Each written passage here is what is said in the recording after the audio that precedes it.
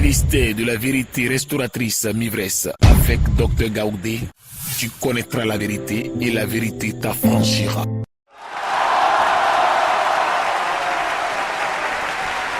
Parce qu'il n'a pas besoin de dormir dans la même maison que toi. Il n'a pas besoin que tu viennes, que tu ailles chez lui. Il n'a pas besoin que lui-même se déplace pour te voir.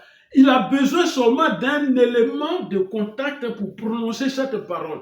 Il a besoin seulement de ton nom pour prononcer cette parole. Amen.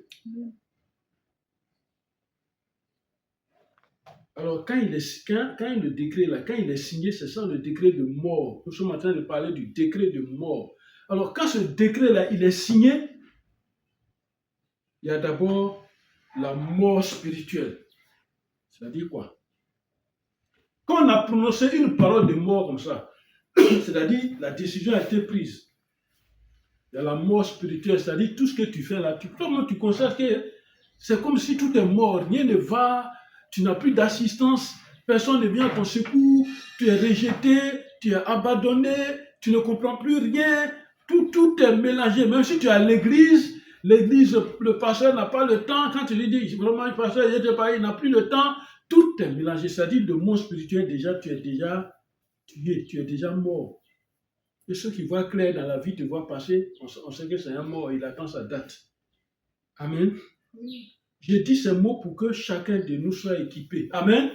Et que toi, tu suis cette vidéo, tu sois équipé. Alors, chacun des mots que j'ai dit sont des mots qui viennent de notre Seigneur pour nous enseigner. Amen. Et puis, ensuite vient la mort physique. Si tu n'agis pas, ensuite va venir la mort physique. Mais ce que nous devons retenir, c'est que Jésus a vaincu la mort. Amen. Amen. Amen. À ce décret, tout est mort dans la vie. À ce décret de mort là, tout est mort dans la vie. Et Jésus, qu'est-ce qu'il a fait?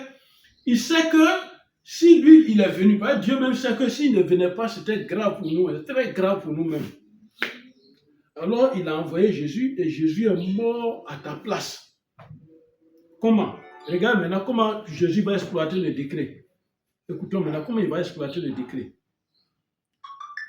Son Père, l'Éternel qui est Dieu, l'Éternel, il a décidé la mort de son Fils comme sacrifice à notre place. Il a donné Jésus comme sacrifice. Mais regarde comment ça va se passer. Quand il a donné Jésus comme sacrifice, lui, le Dieu, il pouvait même Jésus l'a arrêté, puis Jésus explose et dit voilà, le sacrifice est fait. Ou bien il est là, puis on ne sait pas d'où vient le couteau, on ne voit pas le couteau, puis ça égorge Jésus, et puis il est mort, le sang est versé. Il dit le sacrifice est fait. Il pouvait faire ça. Mais il a utilisé quelqu'un, Judas, que tu connais. Judas qui est de la lignée de Jésus. Judas qui est de la lignée de Jésus, de la famille de Jésus. Amen. Parce que Dieu a tant aimé le monde qu'il a donné son Fils unique afin que quiconque croit en lui ne périsse point. C'est-à-dire, Dieu a pris son Fils et il l'a donné. Comment? On n'a pas vu la main de Dieu venir comme ça donner. Alors, il est important que ça, dans le décret de mort, de savoir que c'est celui-là même qui est ton direct, qui est ton sang, c'est lui qui est capable de te donner. Amen. Amen. On ne tombe pas dans un poulailler comme ça. Sinon, si le propriétaire t'a vu, il va te tuer. Amen. Alors, Judas l'a trahi. Judas va trahir Jésus. Matthieu 26, verset 14, 16. Judas a trahi Jésus. Prenons Matthieu 26. Prenons Matthieu 26 là. Verset 14 à 15. Il va révéler quelque chose d'important. Verset 14, 26, verset 14 à 16. Non, disons, si tu as trouvé un peu dit, Matthieu 26, verset 14 à 16. Alors l'un des 12, appelé Judas, celui qu'on appelle Judas, Iscario, alla vers les principaux sacrificateurs. Il alla vers les principaux sacrificateurs et dit, il va dire, que voulez-vous me donner et je vous le livrerai. Voilà, donc ça, j'ai fait un enseignement dessus, il dit, que voulez-vous me donner pour que je vous le livre? Voilà, ce sont des questions spirituelles qui se posent jusqu'à ce jour. Que voulez-vous me donner pour que je vous donne son mariage, je vous donne sa réussite, pour que je vous donne son âme? Parce que c'est un commerce satanique, c'est un commerce qui est en train de se faire, c'est un deal, c'est un business qui se fait. Alors Jésus a demandé, qu'est-ce que vous me donnez pour que moi je vous le livre? Parce que c'est moi qui ai la capacité de le livrer. Je suis dans le groupe. Non seulement je suis dans le groupe, mais je suis de la lignée de son sang. Amen. Amen. Continue. Et il lui payait 30 pièces d'argent. Et ils lui ont donné de l'argent. Depuis ce moment, il cherchait une occasion favorable. Alors, depuis ce moment, donc, retenez que Judas, il parle de quelqu'un d'abord. Regardez les bœufs là, quand ils sont en groupe, le troupeau de bœufs arrive, regardez toujours. Il y a un qui tient la tête.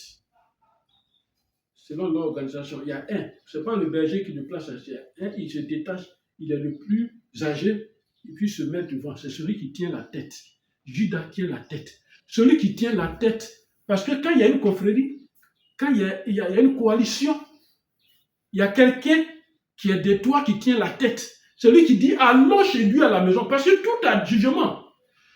Pourquoi toi où tu es quitté, puis tu vas le tuer? Quand vous l'attrapez là, pourquoi tu es quitté? Non, c'est mon enfant. Voilà. Moi, c'est mon enfant. Donc, c'est celui qui tient la tête. Et Judas va demander de l'argent. On lui a donné l'argent. Et quand on lui a donné l'argent, il est satisfait parce que dans ça, il faut qu'il y ait une satisfaction. Judas est satisfait, il va le donner. Continuons jusqu'au verset 16. Depuis ce moment, il cherchait une occasion favorable pour livrer Jésus. Donc il y a des occasions favorables. Souvenez-vous de ce mot toujours. On cherche toujours des occasions favorables. Tu es dans la vie, même si tu as Jésus, tu n'as pas Jésus, tu as Jésus. Celui qui veut te faire du mal va chercher toujours une occasion favorable. Que ce soit par la nourriture, que ce soit par la boisson, tout ça, il va chercher une occasion favorable. Tu es entre amis, vous êtes en train de boire dans un maquis. Voilà, il y a un qui ne t'aime pas, il en veut à ta vie. Il va attendre un moment profiter. Tu as servi ton verre, et puis tu laisses ton verre, tu dis bon, j'arrive, je vais aller uriner. Quand tu vas, il vient, il met quelque chose dedans. Parce qu'il attendait cette occasion favorable. Amen. C'est pourquoi il n'est pas conseillé. Je vous déconseille. Amen. Partout où vous allez, que ce soit dans un cocktail, même si toi-même, c'est toi-même qui es le directeur. Pendant que vous êtes en train de boire quelque chose, tu es assis entre amis, même dans un bar, dans un maquis, dans un restaurant, vous êtes assis, si tu dois te déplacer, prends ton verre, attrape-le, et puis toi-même tu te déplaces avec ton verre. Vous remarquez que quand il y a le cocktail debout, chacun a attrapé son verre, puis il le met dans la poche, et puis il cause. Chacun attrape son verre. Parce qu'on peut t'empoisonner par le verre, par la boisson. Amen. C'est cette occasion favorable. Maintenant, après l'occasion favorable, il y a quelque chose. Alors maintenant, on continue au verset 16. On continue. C'est fini? Amen. Alors, c'est à Gethsémane que Judas a livré Jésus. Vous voyez? C'est à Gethsémane.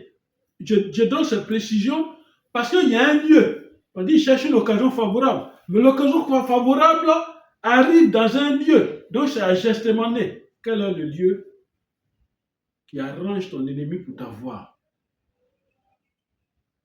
Réfléchis bien.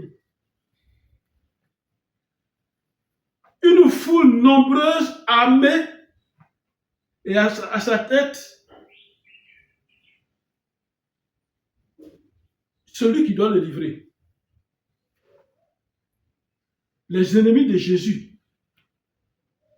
Ils sont venus, une foule nombreuse à Gethsémane, et ils l'ont arrêté. Mais pour l'arrêter, c'est le même Judas qui est devant. Il dit, celui que je vais embrasser. Amen. Et c'est lui qui l'ont arrêté. Et Jésus est passé par la justice de ses bourreaux. Amen. Jésus est passé par la justice de ses ennemis. Ceux qui en veulent à sa vie, c'est eux qui vont le juger. Jésus est passé par là. Tout ça, c'est pour vous dire, voilà comment les choses se passent. Amen. C'est-à-dire le Sanhédrin qui a présidé cette juridiction. Le Sanhédrin présidé par Caïphe. Hein? Dans cette juridiction, alors que c'est ceux-là même qui voulaient la mort de Jésus. Et après, le compagnon même fidèle de Jésus va le renier, Pierre va renier Jésus. et on a condamné Jésus. Mais on peut se poser la question, pourquoi Dieu a laissé toutes ces étapes-là continuer jusqu'à se réaliser? Suivez-moi bien.